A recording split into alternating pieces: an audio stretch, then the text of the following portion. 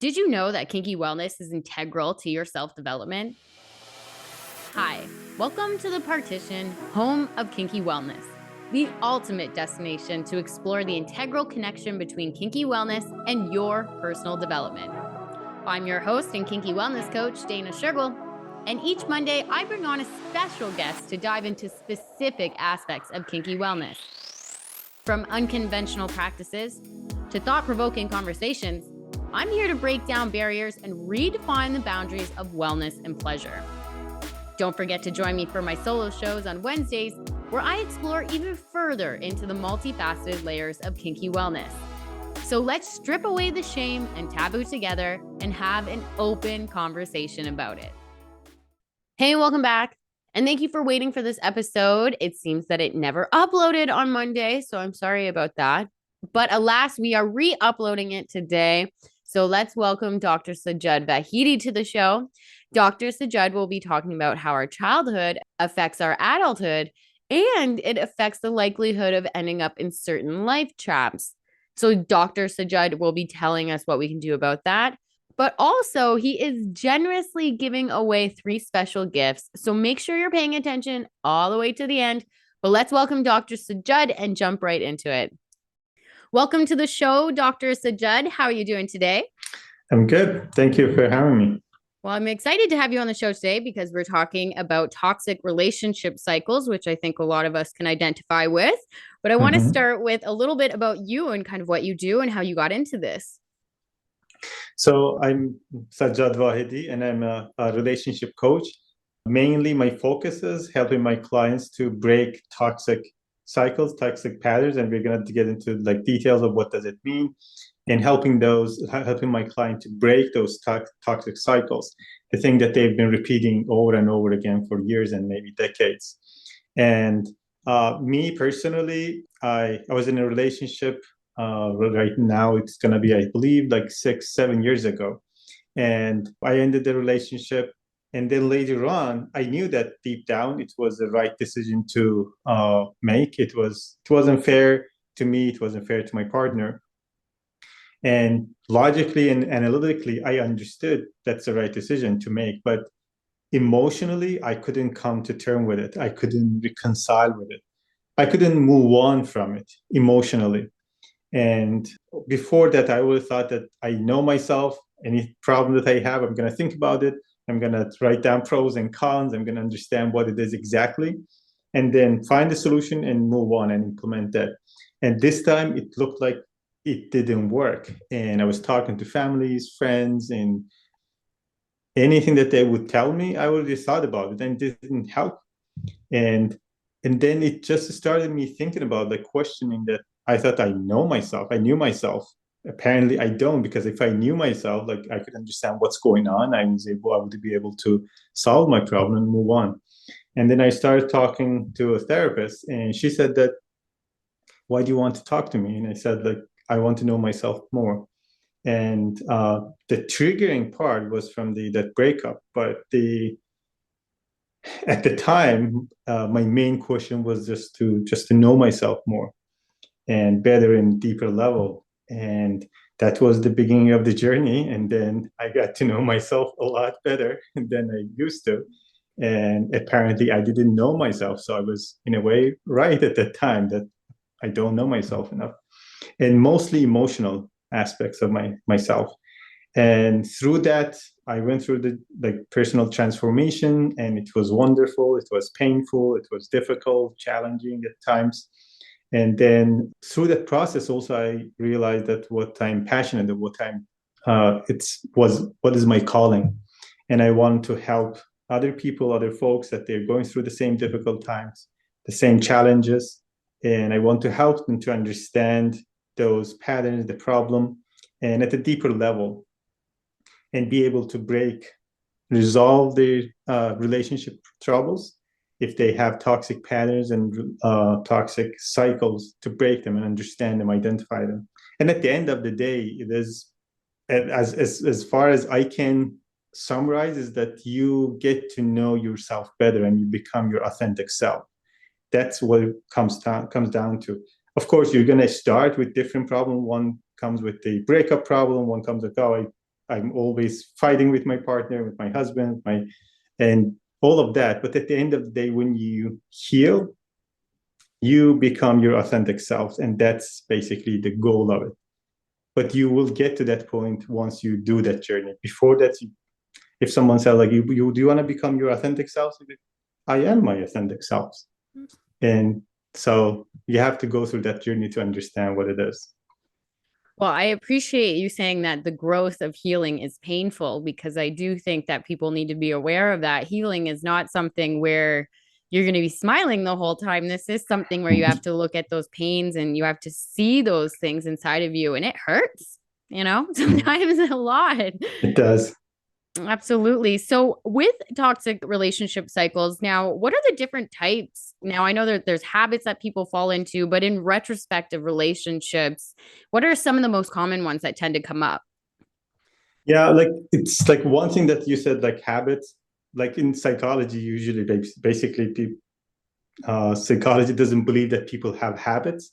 It is the patterns, it is the behavior of a pattern that people repeat, not out of habit, meaning that it's not just doesn't have any reason, doesn't have any how should I say purpose behind it. It might be unconscious, but there's a purpose behind it.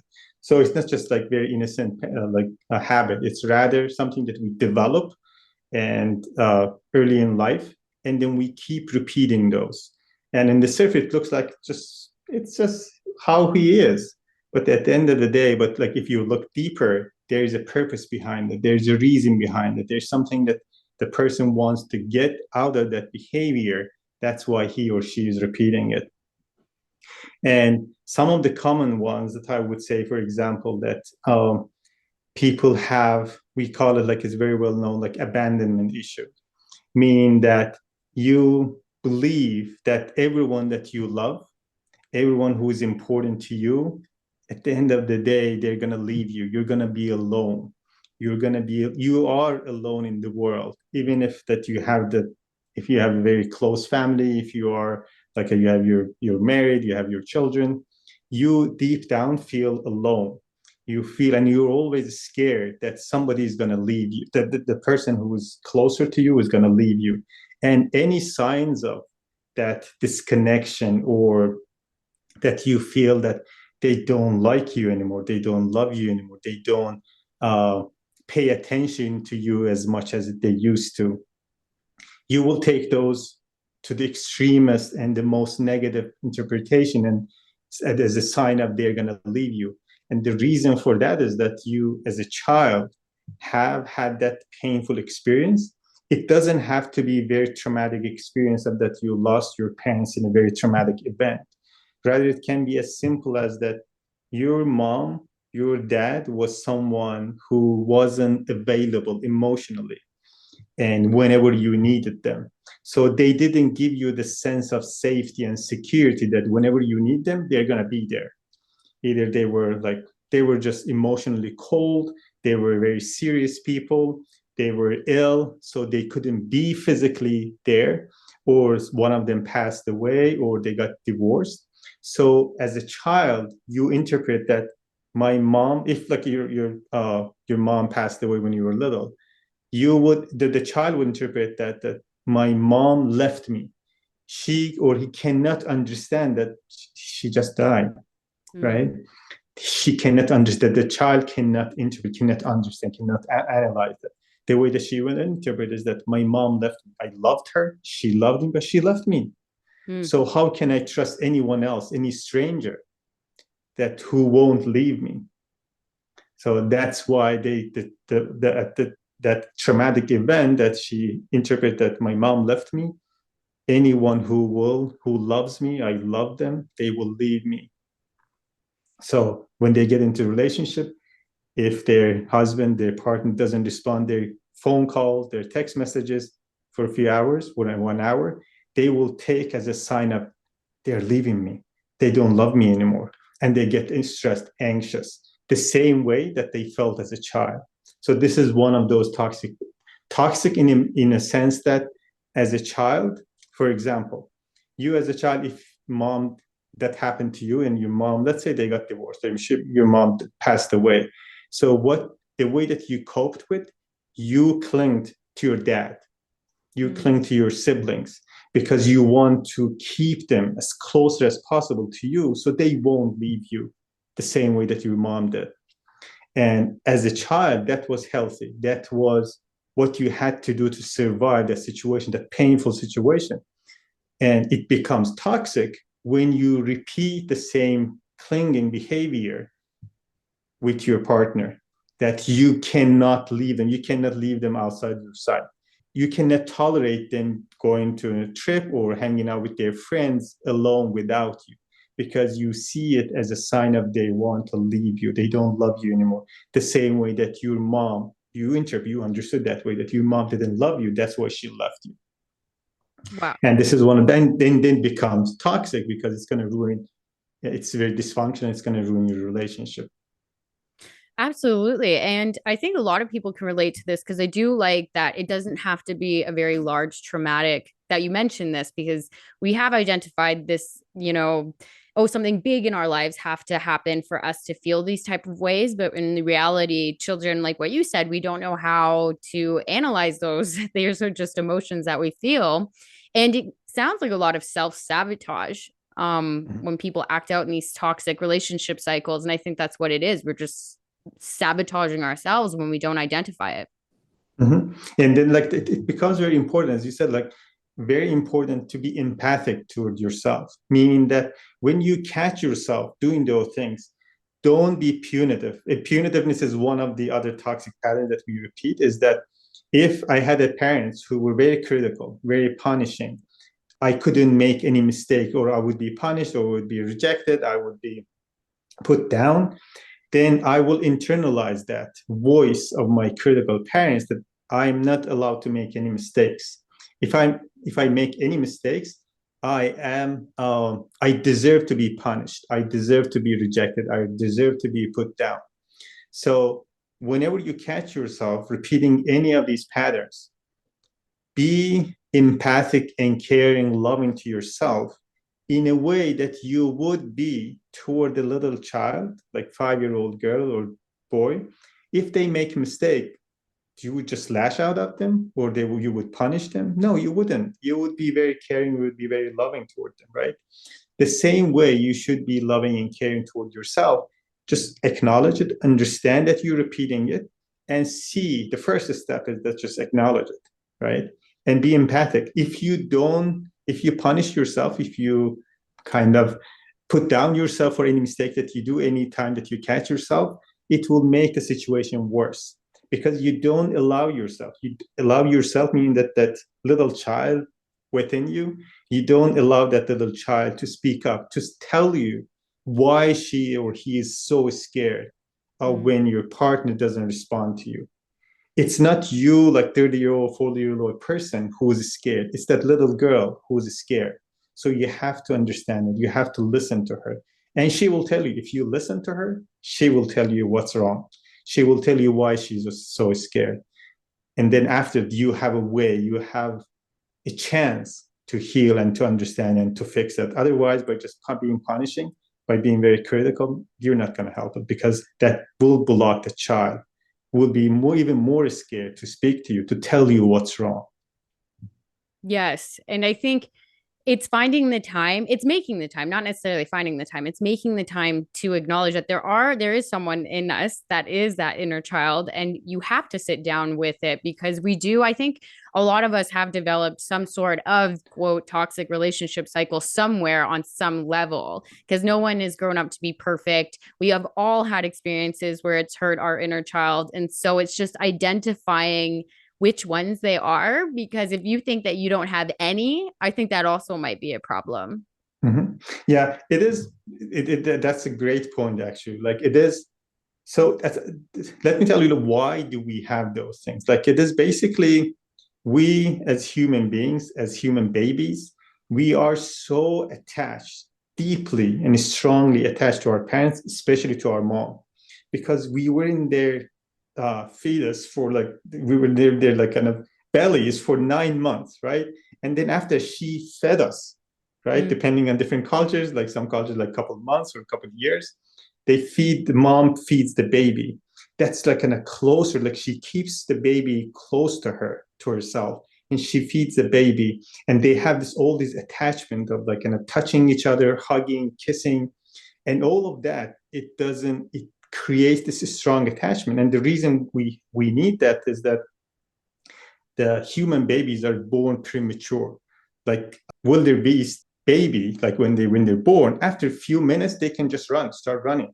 I did not They know can, that. Wow. yes, they can start running because they have to survive. Otherwise, the lion is going to eat you, right? Yeah. You don't have the chance to be there for 2 years and depending on your mom, because like the lions and all those like wolves, they're gonna smell the weakness. They're gonna catch and they would go extinct if they wouldn't be able to do that. But for human babies, because we can hug, we can like climb the trees. We have a chance if our moms and parents can provide that protection. We can survive, and we are born premature because we have a bigger brain. Otherwise, mom wouldn't be able to give the birth to the baby. So we are born premature and then we keep growing after the birth. And still our brain is still growing. And because of that, we need that strong attachment to keep us safe, to keep us alive, like literally to keep us alive. And so anything that frustrates or threatens that attachment between the baby and the mom, that's what's called trauma. And if it happens consistently, that is what's called trauma. Is that if mom is emotionally cold, emotionally not available, for the child is detachment from the mom. It means that the baby is threatened. Baby is in a threat that because mom is not there emotionally, but for the babies, mom is not there. Doesn't matter if it's not emotionally, if it's physically. Mom is not there, so I will be eaten by a lion. So that causes distress to the child. That becomes, if it happens over and over again, that becomes trauma. And because of this, because we are human, because our mom or parents did this at some point, you're going to do this. If you're a parent, you're going to do this to your child, that you're going to cause emotional distress to your child. Don't feel bad about it. Of course, you're going to try to do your best, but at the end of the day, you're not going to be able to become a perfect parent. And if you want to become a perfect parent, that's actually, it's one of the unhealthy patterns, because you expect yourself to become superhuman, right? So because of that, every single human in the world, they have some sort of trauma. From one person to another, it can be the number of the trauma that they've experienced, or the severity of the trauma that they've experienced varies from person to person. But we all have experienced that, meaning that we have experienced trauma. And because of that, we have developed some patterns to survive those traumatic events. Meaning that if I was scared all the time that my mom is not available, I had to develop some patterns, some behavioral patterns to survive that situation. Some babies become, in a way, quote unquote, self-sufficient. Have you seen those babies that they always like suck on their thumbs, or they like they hug something all the time? That is basically self-soothing behavior, because they didn't have their mom available. The only thing that they find is that they try to self-soothe themselves. And when they grow up, they repeat the same thing. For the child who developed these patterns of clinging to another caregiver, dad, siblings, they're going to cling to their partner so they don't lose their partner. For the person who decided to become self-sufficient, when they grow up, they avoid romantic relationship because they don't want to suffer. They don't want to go through the same pain as the most important relationship that they had with their mom, with their dad. So for them is that the whole intimate relation was painful.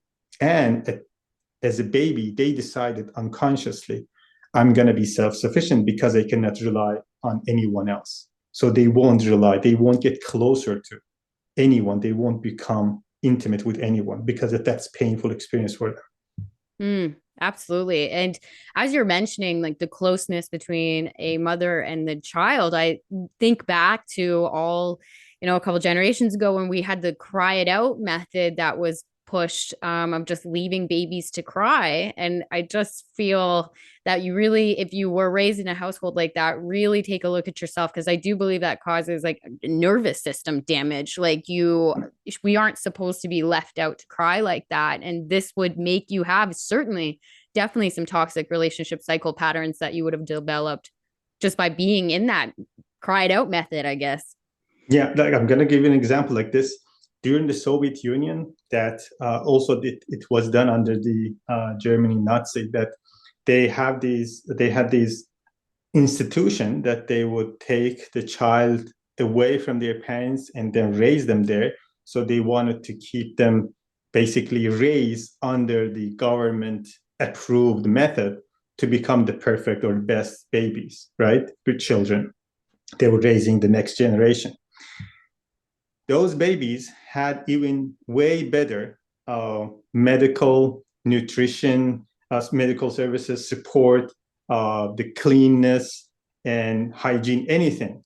It was way better than average family in the country. But their death rate was way high. The death rate of babies was way higher than a normal baby. And what they were missing the touch of their mom. They're like hugging their mom, because the nurses that were working there, they could just feed them and they would take care of them, clean them, and that would be all. They didn't have time, or they didn't have the incentive, because they were not their moms, they were not their parents. Mm. So because of that, the touching thing is like, we may think that it's cute, it's like it's cute between mom and babies, but it's crucial for even their survival, because we connect through touch, through eye contact, through smell, through sounds of mom and the baby. And those babies were missing that part. And because of that, they're literally, it is like, it's not even like just something nice to have, something cute to have, but it's something, it's for their survival. It's crucial for the baby's survival to have their mom, to touch them, to touch their skin, to hug them, to kiss them. Wow, that's incredible. Mm-hmm. Yeah. Absolutely. And so what we touched on abandonment, and we touched on parents being too critical. And what would be some other ones that would focus on our childhood that could come out? So another patterns or toxic pattern, like in schema therapy, it is called schema or life patterns or life traps. Traps is basically something that when you're in it, you have no way out of it, right? And the reason it is a life trap that you develop as a child, and it's so emotionally ingrained in you, that's why you have a hard time to letting go, to changing it, because that's the only way that you understand the world and you respond to the world and threaten the world. And another one is mistrust or abuse, that if you were raised in a family that you couldn't trust your parents, your most close, like your sibling, closer people, your very relatives, or your closest friends and classmates, that they abused you emotionally, physically, sexually, or ridiculed you. They didn't give you the sense of trust. And trust, basically, when you have this trust issue, means that whatever you show me in the surface, whatever the behavior that you show me, there's something behind it. You're not showing the truth, your truth to me. And if I have experienced that as a child over and over again, my mom told me, promised me something, and she did completely different thing. So she basically betrayed my trust. And if my mom, my dad, and again, these can be very extreme cases of sexual and physical abuse. It can be as simple as that they don't keep their promises. And if this happens over and over again, or they lie all the time, or they say that, for example, this is another thing that parents in charge, like children, that they connect and at an unconscious level. Imagine that your mom is angry at you because you broke a glass, right? And she's very angry at you. And then she comes and hugs you and says, I love you and don't worry about it. But she is tense. She is physically tense. And deep down, because she's angry, she doesn't want to show it. The child will see, understand this at the unconscious level, this disconnection. She says that, she tells me that I love you. At the same time, she's very tense, that I can feel her. I can feel her from the way that she's hugging me, the way that she's touching me. And those are basically two contradictory messages that the parents send to the child. Those are basically, and the child becomes confused, like, does she love me, or is she angry at me? What is it? How can I trust her? Which one is right? And if those things happens over and over again, the child develops this mistrust, meaning that I cannot trust my mom, I cannot trust my dad, I cannot trust the most important people in my life. Therefore, I cannot trust the world. The world is untrustworthy, the place. I cannot trust anyone. The person becomes cynical. Hmm. And that is basically another schema. It's called like mistrust and abuse that people usually develop. And it's one of the most difficult patterns to break, because it's when you have this trust issue, is that the way that you develop the coping mechanism that you develop to survive there is that, for example, you become someone who doesn't trust anyone. And the reason that you do that is that you want to protect yourself, right? So unless you have a good reason, unless you understand why you develop this view of the world, there's no way that you will let go of this belief, because you're scared that people are going to take advantage of it. They're going to abuse you. That's why it is very difficult. So the person has to go there, has to understand that I developed this pattern because of my childhood experience. Even though my mom lied to me, my dad lied to me, or they abused me physically, emotionally, sexually, this doesn't mean that everyone in the world is going to be abusive. I cannot trust them. I am a grown-up person. I am an adult. I have this ability to understand people. Or even if people I didn't like, I made a mistake and they betrayed my trust, I have the skills and ability to protect myself. I'm not as vulnerable as a 5-year-old child. So this is the change in the view and at an emotional level, and then people will be able to break those cycles. They have to go into that at a deeper level, at an emotional level, to understand where the problem is coming from. What's interesting, it just reaffirms that how we view our parents and our closest caregivers, we tend to take that viewpoint and just blast it out to everybody else, regardless of if it's mistrust or abandonment, whatever it was, we just take that with us and we move forward with it. And that's the lens we view the world with. Perfectly said. It's because we copycat, like we copy whatever we learn as a child and then repeat that in other relationships that we have. And there's a saying that like the first love of every girl is her dad, first love of every boy is his mom. And this can be seen as in a very lovely way and like any cute way, but at the same time is that if a girl couldn't have good relationship with her dad, we call it like in a very negative way, daddy issues. But if the girl couldn't trust her dad, or her dad couldn't provide the protection, nurturance, love that she needed, and she perceived her dad as a very cold person, very serious person, someone who was very distant, right? So she will say that, okay, my dad is this person, my dad is a very cold person, all men are cold people. And then when she grows up, she sees every man that way. And what happens is that one of the coping way that she copes with that is that she will be attracted to cold and emotionally unavailable men, because those men reminds her of her dad. And familiarity brings attraction. She sees those, even though it's painful, even though it's the most painful thing for her, because she had a very painful experience as a child, she will be attracted to those men, cold men, because those men remind her of her dad. And she won't notice, she won't find loving and caring men as attractive, because they're not familiar to her. They're strange. Like if they become like, if they respect her, or if they give her love that she desired deeply, like what's wrong with him? Like what does he want from me? Why is he acting weird? Weird means that he's acting in a loving way. That is exactly the opposite of my dad acted. But if she start dating someone who is cold, who doesn't respond to her messages, who doesn't respect her, so like even though she will try to pursue him, she will try to get her love, gain his love, she will be attracted to him. She will find him attractive, even though that's painful process. She goes through painful process. Yes, and it's crazy how we will comes back to the unconscious, like we aren't aware of it, and it's one of those things, like even there's a lot of divorce and out here in the West, and I do think that people need to acknowledge that it does have an impact. So even if you do have, say, parents that had a divorce and it was okay, and it wasn't ugly in some way, it still does affect you on some level.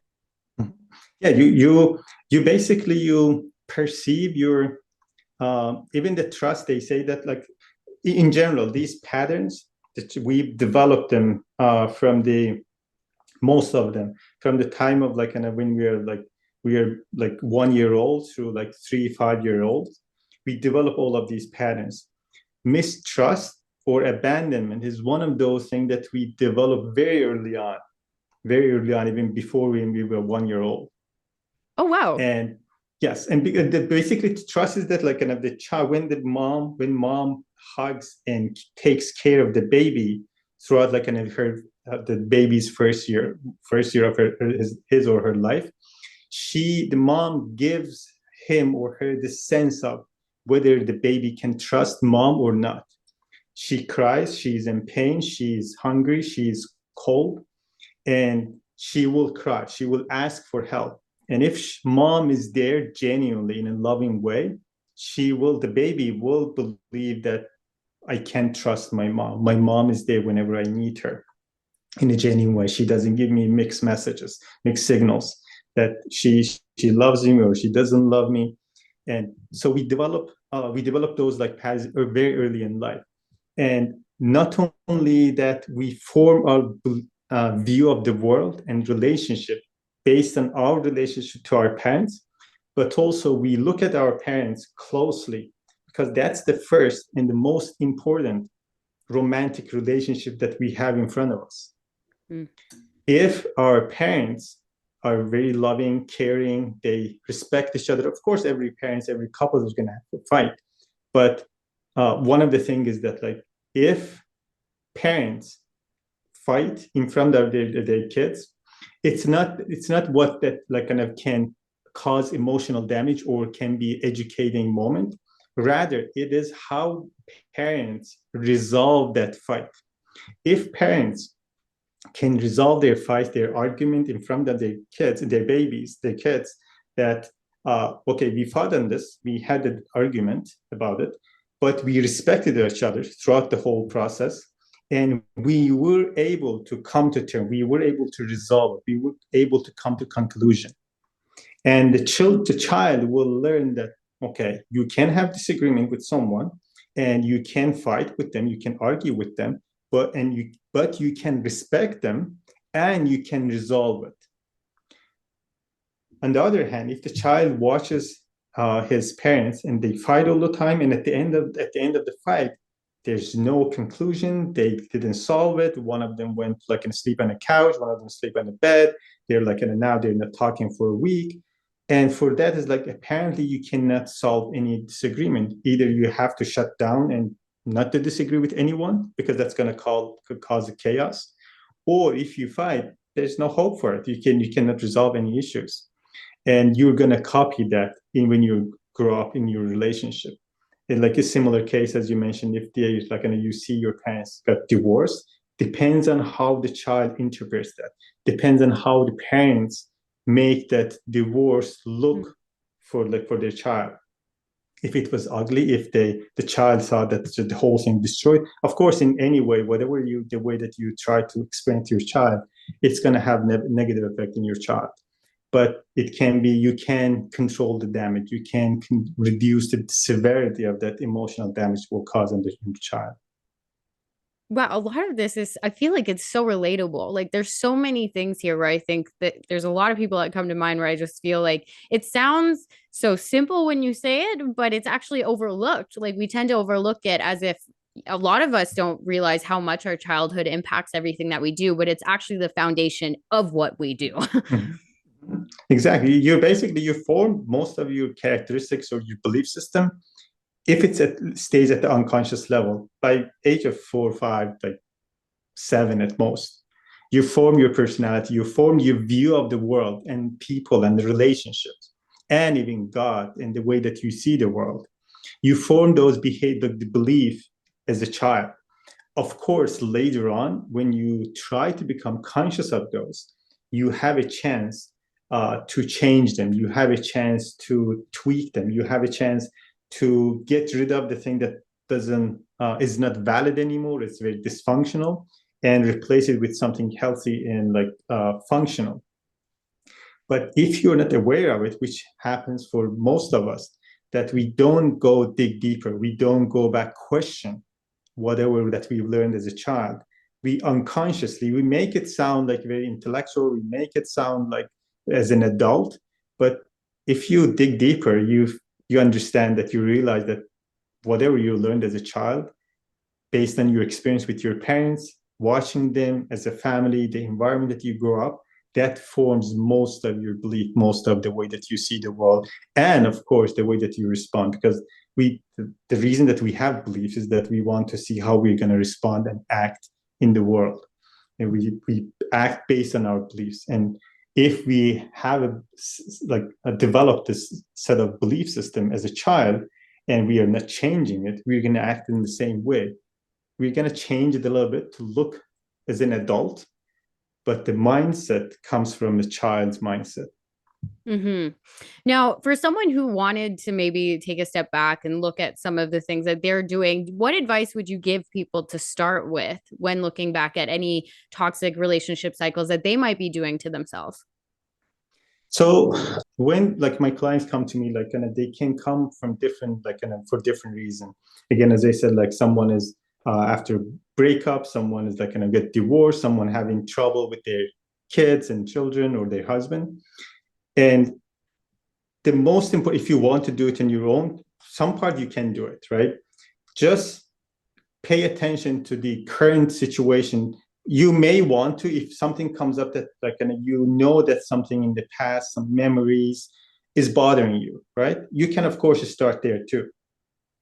But usually people don't go back and say like, yeah, it was in the past, I forgot it, I don't think about it. That's what's usually like going to talk about. But we all know that we have these troubles, we have these arguments, we have these challenges in our current life, either it's with our partner, with our parents, with our sibling, with our children, right?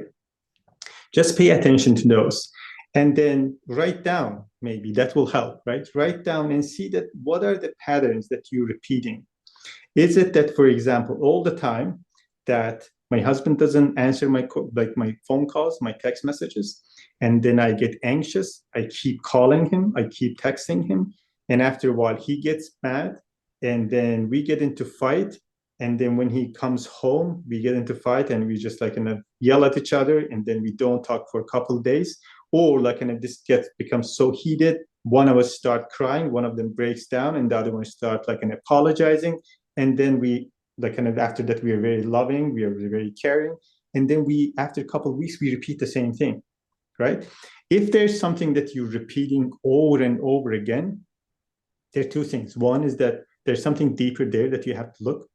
Two, both of you, both people, if there's something that two people in their relationship keep repeating, both those people have some benefits in those patterns. Ugly as it may seem, or like painful as it may seem that you're experiencing those patterns, both people have benefit. When I say benefit, it doesn't mean that people are evil and then they decide consciously that I'm going to do this, I'm going to start this fight to get this gain. Rather, they do those things for unconscious gains. For example, the woman wants to know if her husband, her partner is still loves him. loves her, right? This is very valid. This is very healthy question and something that she wants to know. She wants to make sure that her husband loves her, right? This is one way, healthy way, is that she goes and in a very honest and straight and very clear way that let's discuss. I have these concerns, or I feel that we are cold, or we are not very intimate recently. Do you want to talk about it? I have this fear that you don't love me anymore, and I want to share this with you.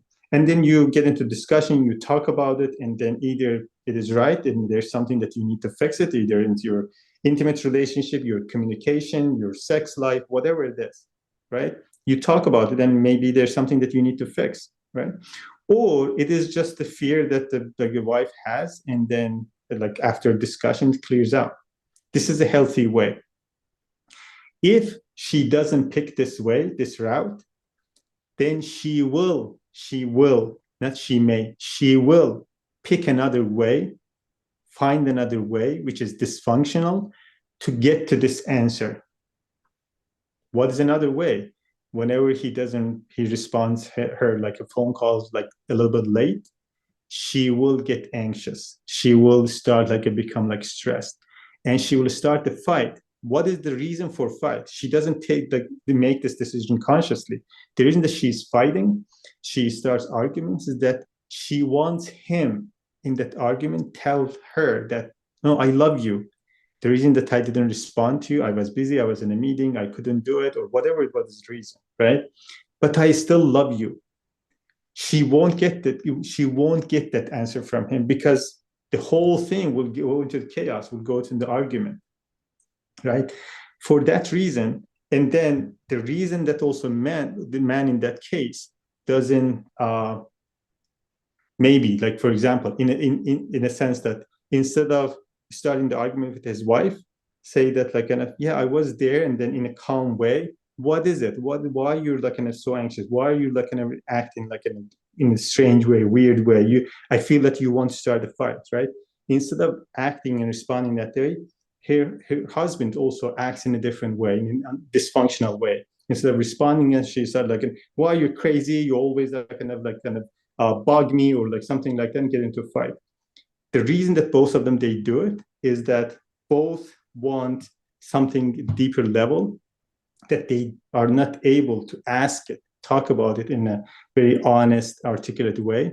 Rather, they use all these manipulative, very covert way of fighting to get what they want in their relationship. Yes, and I think that it does cause a lot of dysfunction that is dysfunctional, and that's the problem here. I think a lot of it is when we don't go back and look at how we were raised and how it might affect us. We don't have those if we don't have the conversation with ourselves, we can't have the conversation with our partner, and everything gets interpreted differently depending on who you're talking to. Mm-hmm. Yeah, it's basically, they say that like in any discussion that a couple has, they're not two people talking. There are six people are talking in that communication, in the conversation. The both the couple, the two of them, the girl, like in a couple, let's say like in a one boy and girl, and girl parents are there, and boys parents are there too, even if they're not physically there. They're all six of them. They are involved in that conversation. And what it means is that like repeating, like putting in different words of like what you exactly said, is that because that man is so affected by his parents, and because that woman is so affected by her parents, whenever they talk, whenever they interpret what the other person said, is affected the way that they were raised, is affected by their parents. So everyone is talking in that relationship, in the conversation.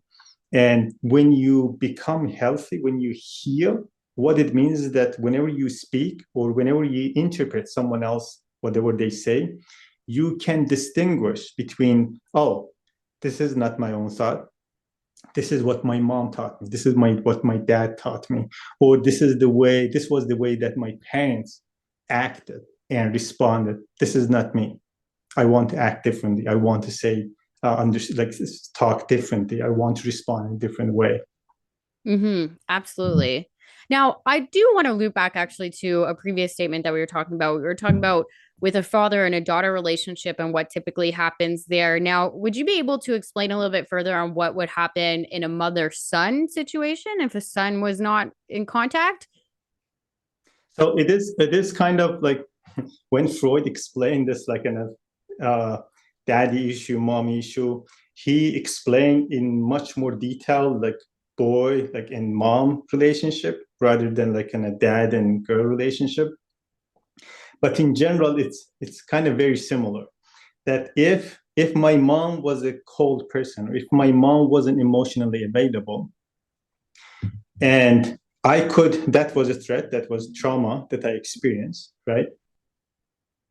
I can respond in different way. Like for example, if I have this the trust issue, right? Trust issue that I couldn't trust my mom, I couldn't trust my parents, and let's say mostly comes from my mom's side, right? And I can overcompensate for it, for the trauma that I experienced, or I can surrender to it. Like, and I'm just gonna pick two of the way that I would cope, right? If I surrender to it, means that I accept that the world and my mom and the world is not trustworthy. I cannot trust anyone, and I will be abused. I will be betrayed at the end of the day.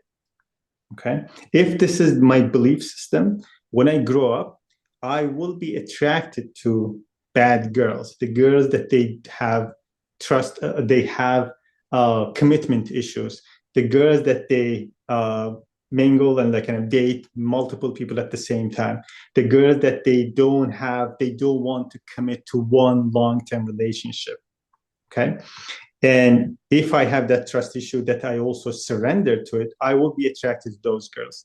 I wouldn't be attracted to a girl that who can commit, who is committed person, who can be with one person at a time and who wants to have long-term relationship. Because I believe that I am attracted to that person, that type of girl, because she is similar in that sense that to my mom. She reminds me of my mom, and I find that girl hotter, sexier than the girl who is committed, right? And at the end, when she cheats on me, when I see her, she dates and like gonna be with other men, that will prove that yeah, see, I was right. I cannot trust the world. Another way that I can cope with it, that I will act as if that world that I experience is wrong, is not correct, meaning that I will act as if the world cannot abuse me. So what I will do is that I will abuse. I won't let anyone to have a chance to betray me, because I will betray them before they can betray me. So I will become a womanizer. I will date multiple women at the same time. I will leave them before they have a chance to leave me, because I don't want to feel that pain and go to the same experience, the painful experience as I did as a child. In that story as a child, my mom, in a sense, like symbolically left me or betrayed me, right? When I grow up, I won't let any woman to betray me, and I will betray them. Wow. The same thing Yes. can happen for a girl that who has a trust issue. It seems like we just kind of mimic our parents like a little bit here. Like we're just actively like, oh, you remind me. And I think that what you mentioned there is the familiarity is attractive. And, but just because it's familiar doesn't make it safe and it doesn't make it something that we should be actively seeking. And I do love that you said at some level that we've all have some sort of trauma. So it is very important to see, and this is going to help you overall, like not even in your not even in your romantic relationships, but just your friendships, how you treat people at work. So this is something that is a skill that you can rework at, and it will help you your whole life. Mm-hmm. Yeah, like familiarity. Like, let me give you an example. Like, if when you grow up in a certain culture, or your mom was used to like cook certain dishes, right? You grow up with that. When you grow up, and then you will search for the same taste, for the same smell of that food, the same food that you grew up with, right? And You will say that my mom was the best cook. Everybody's mom is the best cook for them, right? It's Yeah. not possible. Like there has to be, if it's like theoretically, there has to be one best cook, but everyone believes that their mom is the best cook. And the best cook means that it's familiar. When you go to a restaurant, you will look for the same taste, for the same smell, for the same texture. Even if it's the most greasiest, unhealthy food, you will love it because that's familiar. It may not be healthy for you, but it is familiar, it's tasty. In the same way that you look for people, partner, who take you to the same and similar experiences as you had as a child. And the person who takes you, who triggers your pain points, triggers the thing that had the most emotional impact in your childhood, you will find them the sexiest, the hotter, the most attractive person as your partner. And the person who doesn't trigger those your pain point, you won't find them attractive because um, they don't activate part of you that's very important to you as emotional way. It's very interesting. Yes, I how it's worded, like the you're attracted to people who trigger your pain points when you fall into this trap. And it might sound unfair. It's just the reality of how we're programmed, I guess. But we do have to work on it because, yeah, I definitely I feel through even the work that I have done is that was a big point. I definitely was a cling on to people, and it was realizing that I am doing this to myself, not necessarily all these people that are doing it to me. It's me, and it takes a lot of accountability and self realization to do this, and it's a lot of work, but it's rewarding. Mm-hmm. I had this client that she had the best. She would tell that she had the best sex after a fight. For her, the argument, like fighting with each other, like kind of trying, like kind of talking to each other, fighting, getting to this emotional roller coaster, right? It was very familiar. And whoever activated this in her, and then after that, basically, she was aroused. She was aroused sexually, even because it was like with her romantic partner. She was aroused sexually, and then that made the best sex because she was in the best, quote unquote, best emotional state to have sex because she found her unconscious, even though she was in pain, she was crying, but she found emotionally her partner the most attractive at the moment. Yes. And it's the unconscious thing too, what you had just mentioned, even with her case, Mhm. everybody. It's we have to really acknowledge that there are parts of our brain that are working without us realizing it. And it generates everything we do. And it comes with self-awareness of really tying that back. And that's how you get control over your life moving forward. Yeah, like if you compare the conscious and unconscious to the the iceberg, right? The biggest part, the biggest chunk is underwater. That represents your unconscious. The tip of the ice is just at the top, is very small, and that's our conscious level. We have this illusion that we are a very conscious animal. We are as compared to other animals, but our conscious as compared to our unconscious, it's very tiny. It's very small. Yes, I completely agree with you. This was great. And we focused so much on just our childhood and making sure that you're aware that these things do impede how your relationships go. But is there anything else that you'd like to add about this, just to make sure my listeners are aware? Just one thing, that pay attention, just become an observer. I'm going to use these like meditation, like terminology, just observe, like observe yourself. Don't judge, don't punish, don't put down yourself. Just observe your actions and behaviors and identify the thing that you repeat over and over again. Just the first step, acknowledge those. Be empathic toward yourself. You developed that pattern for a reason as a child. It may be dysfunctional right now, but you developed it for a reason as a child. So for that reason, be empathic toward yourself. Treat yourself as if you would treat a little boy, little girl, that like in a loving way and a caring way. And you will show them what they do wrong, but what not with punishing. be in empathic way, in loving way, and do the same to yourself. And sometimes you can, once you understand your pattern, you may tweak, you may change like your small behavior, and it may fix the problem. But if you, after you understand, you identify those things that you still keep repeating, you know what you're repeating, but at the time that it's so emotionally charged, you are still doing exactly the same that you used to do.